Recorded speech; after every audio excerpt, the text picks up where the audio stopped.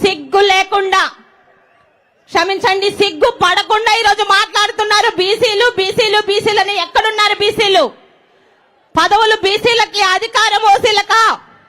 ఈరోజు రెడ్డి అని తోక తగిలించుకున్న 6 రెడ్లకు తప్పితే వైఎస్ఆర్పీ పార్టీ అధికారంలో కానీ ఎంతమంది బీసీలకు ఈరోజు అధికారం చలాయిస్తున్నారో చెప్పండి.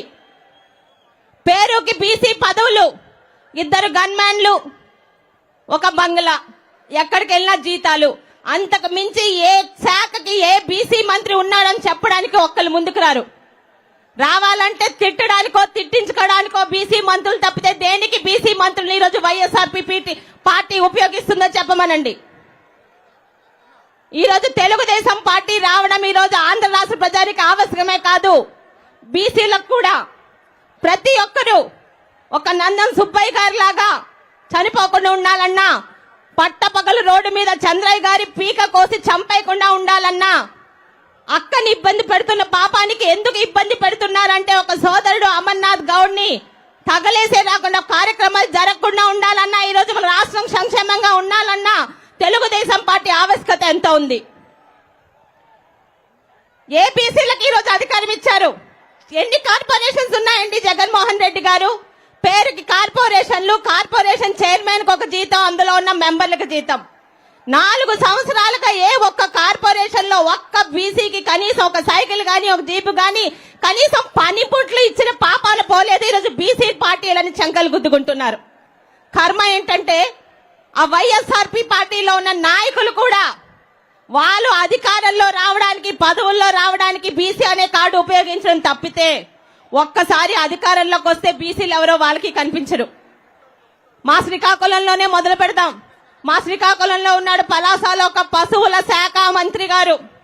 మరి ఆయన మొహం చూసి ఇచ్చారో, ఆయన తాలూకా బుద్ధి చూసి ఇచ్చారో పశువుల శాఖ మరియు మత్స్యకార శాఖ ఇచ్చారు. అప్పుడెప్పుడో పేపర్లో చదువుకునేటప్పుడు బీహార్ లో ఎప్పుడో లాలూ ప్రసాద్ యాదవ్ గారు 600 కోట్ల గడ్డి స్కామ్ చేశారని, మరి ఏకంగా పశువులు కొనకుండా 2000 రూపాయల స్కామ్ చేసి ఆయన ఆస్తులు పెంచుకుంటున్నాడు. ఇక మత్స్యకార చేసి శాఖ ఇచ్చిన పాపానికి ఒక్క మత్స్యకారుడికి కూడా ఈరోజు సంక్షేమ పథకాలు లేవు.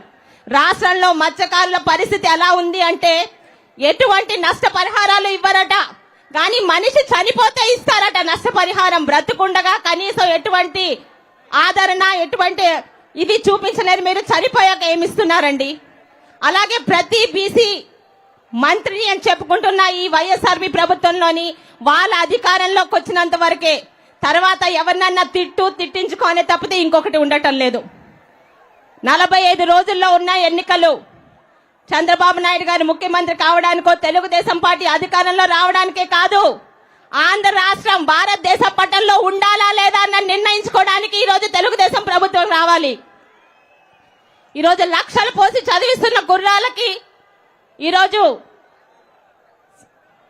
చికెన్ మాటలు, మటన్ మాటలు కాదు, ఒక హైటెక్ సిటీని తీసుకొచ్చిన చంద్రబాబు నాయుడు గారు మళ్ళీ మనకి రావాలి. ఆంధ్ర రాష్ట్రాన్ని గర్వంగా భారతదేశంలో నంబర్ 1 గా నిలబెట్టే నాయకుడు మనకు కావాలి. ఈరోజు మరి చంద్రబాబు నాయుడు గారికి తోడు పవన్ కళ్యాణ్ గారు అయ్యారు. ఇద్దరు నాయకులు ఎటువంటి భేషజాలు లేకుండా ఆంధ్ర రాష్ట్రం గురించి ఎన్నో మెట్లు దిగొస్తే మనకెందుకండి ఈరోజు భేషజాలు? ప్రతి ఒక్కరూ ఈరోజు జైహో బీసీ సభకు వెళ్ళాము, విజయవంతం చేశానని చెప్పుకోవడం కాదు, ఏ పని ఇచ్చినా కష్టపడి పని చేసే తత్వం ఉన్న ప్రతి ఒక్క బీసీ సోదరులకి, సోదరుమనికి ఒక్కటే అడుగుతున్నాను, మనకి గౌరవంగా చూసి ఎక్కడున్నాయి ఈరోజు బీసీ స్టడీ సర్కిళ్ళు? ఎక్కడున్నాయి అవి? ఈరోజు మనం చదువుకోకూడదు, మనకి ఈరోజు పనిముట్లు రావు, ఆదరణ పథకాలు రావు.